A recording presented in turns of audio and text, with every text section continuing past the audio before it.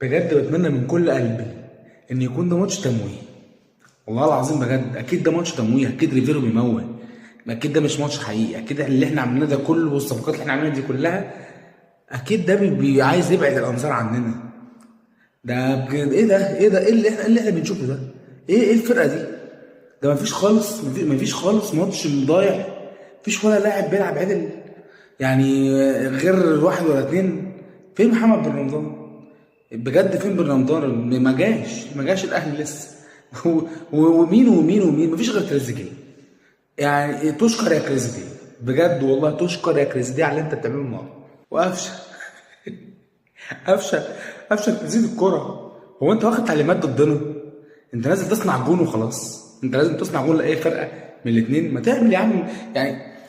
ارجع على مصر عادي، خد عمر كمان وارجع على مصر بجد والله العظيم بجد.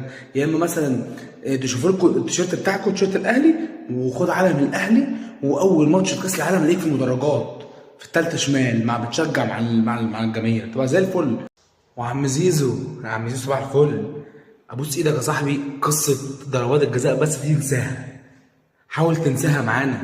قصه ضربات الجزاء بس دي، العب يا صاحبي العب، هات اجوان. كنا بنشوفك كده بتجيب جوان شوط من بره المنطقه، بتجيبها. العب، انا عارف ان لسه بدري على الكلام ده، انا عارف، بس معلش الهيبه، هيبه الاهلي انا عارف. وجرى ايه يا عم شوبير؟ جرى ايه يا عم اوفا؟ يا جدعان اقسم بالله حرام عليكم يا جدعان، انتوا ما عندكوش ايد.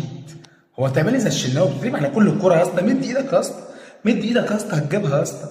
انت سيبك من شغل الشناوي ده. احنا كده اول ماتش كمان اسبوع لما نشوف بقى، لما على الله احنا كده داخلين على الله، والله داخلين ماتش على الله. ربنا يسترها.